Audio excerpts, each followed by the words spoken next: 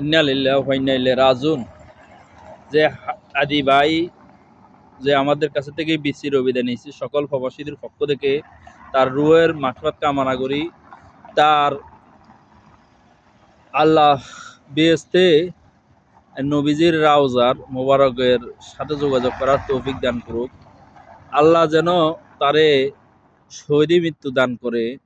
কারবালার ময়দানে যে শহীদ হয়েছে আমাদের নবীজি সাহাবীরা, এভাবে যেন আল্লাহ তারকে পূরণ করে। আর দেশের বড় বড় বিজ্ঞ ব্যক্তিদের উদ্দেশ্য বলতেছি, আপনারা এই কাজগুলা বন্ধ করতে পারতেন না। কিল্লাই আপনারা চাইতেছেন আপনারা রাজনীতিবিদ হইবেন, নিজের পকেট বাড়ি করবেন, বাল বাচ্চারে আমেরিকা, লন্ডন, সুইজারল্যান্ড এসব জায়গায় পড়াইবেন, আর আমাদের মতন গরিব মধ্য ফ্যামিলির ছেলে সন্তান না খায় মরক। আপনারা চাইতেছেন এইটা। আমাদের দেশ তো সোনার মরানো দেশ, আমরা প্রবাসে থাকা দরকার নাই। আমাদের দেশের যে সম্পদ, আমাদের দেশের যে সুন্দর সবকিছুর পরিশ্রমের ফল সুন্দর অনায়াসে তুলতে পারে যদি চোর ন থাকে।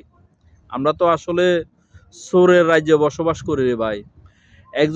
একজন বাইরে ফকাশ্য গুলি করি মারি এলার, একজন বাইরে ফকাশ্য লাড়ি দি ফিডি মারি এলার, একজন ভাইকে ফকাশ্য ফাতর দি ফিডি মারি এলার।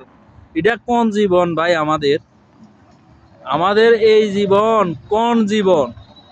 আমি দেশবাসীর কাছে জানতাম চাই, প্রবাসী হিসাবে, এই যে প্রবাসে কোনো মারামারি হানাহানি নাই, যার যে চিন্তা তেতে চলে। অন্ততপক্ষে এক একটা বাড়ির সামনে হাজার হাজার কোটি টাকার গাড়ি, এক একটা পরিবারের মাঝে 4, 5টা 10টা গাড়ি, এক একটা পরিবারের কাছে বাংলাদেশের হাজার হাজার কোটি টাকার সম্পদ। তারপরও তাকে ভিতরে কোনো জ্বালা নাই। আর আমাদের বাংলাদেশ হলো শুধু গ্যাঞ্জাম গ্যাঞ্জাম, রাস্তা বাদ সবকিছু।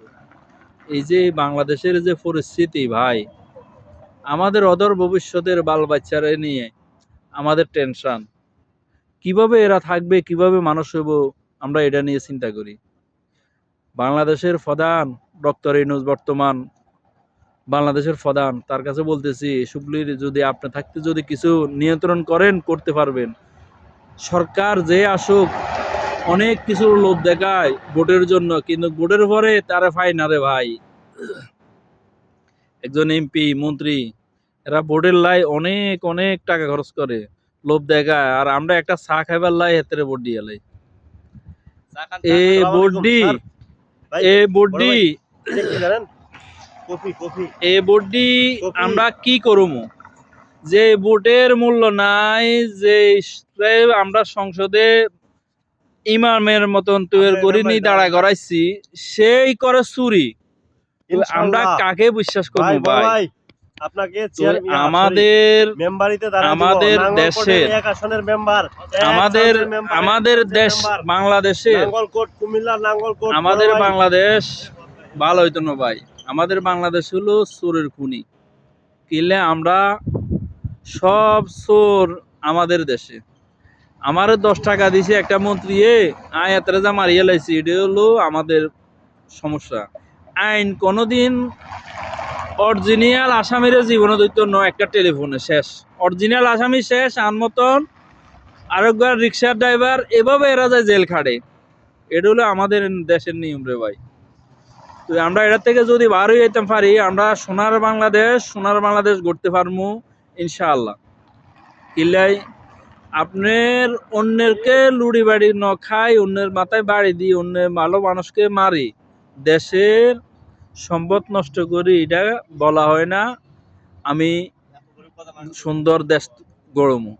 তো ভাই ইনশাআল্লাহ সকলে বুঝেন, নামাজ পড়েন, আল্লাহকে স্মরণ করেন। মরতে হবে, আমরা সকলে মরবো।